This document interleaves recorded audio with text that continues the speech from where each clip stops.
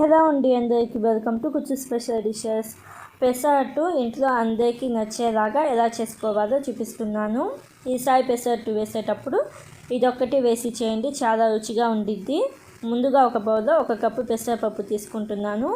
ఏ కప్పుతో అయితే పెసరపప్పు తీసుకున్నామో అదే కప్పుతో 1 కప్పు దాకా బియ్యం తీసుకుంటున్నాను.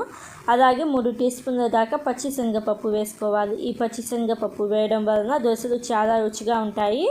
ఇప్పుడు దీనిలోనే ఒక 2-3 గ్లాసుల దాకా నీళ్ళను వేసుకొని పైన మూత పెట్టేసి 6 నుంచి 8 గంటల దాకా పప్పులను నానబెట్టుకోవాలి. 6 గంటల తర్వాత చూపిస్తున్నాను చూడండి, పప్పులు ఎంత బాగా నానిపోయాయో. ఈ నానిన పప్పులను ఒకసారి నీళ్ళతో శుభ్రంగా కడిగి ఆ నీళ్ళు మొత్తం వంపేసుకొని వీటన్నిటిని ఒక మిక్సీ జార్లోకి వేసుకోండి. మిక్సీ జార్లోకి వేసుకొని 1 ఇంచు దాకా అల్లం పైన తొక్క తీసుకొని వేసుకోండి. అలాగే 2-3 పచ్చిమిర్చి వేసుకొని జీలకర్ర 1 టీ స్పూన్ దాకా వేసుకొని మెత్తని పేస్ట్ లాగా గ్రైండ్ చేసుకోవాలి. ఇలాగా మెత్తని పేస్ట్ లాగా గ్రైండ్ చేసుకున్న తర్వాత చూపిస్తున్నాను. ఇలాగా గ్రైండ్ చేసుకున్న ఈ దోశ పిండిని ఒక గిన్నెలోకి వేసుకోండి. గిన్నెలోకి వేసుకొని సాల్ట్ 1/2 టీ స్పూన్ దాకా వేసుకుంటున్నాను. మీ రుచికి తగినంత ఉప్పు వేసుకోండి. ఉప్పు వేసుకొని అంతా కలిసేటట్టుగా ఒకసారి బాగా కలుపుకొని నీళ్ళు అవసరం పడితే అప్పుడు ఒక 2-3 టేబుల్ స్పూన్ల దాకా నీళ్ళను వేసుకొని ఒకసారి బాగా కలపండి. పిండి కన్సిస్టెన్సీ అనేది ఇలాగా ఉండాలి. మరీ జాగ్రత్త కాకుండా కొంచెం థిక్గా ఉండేటట్టు చూసుకోండి.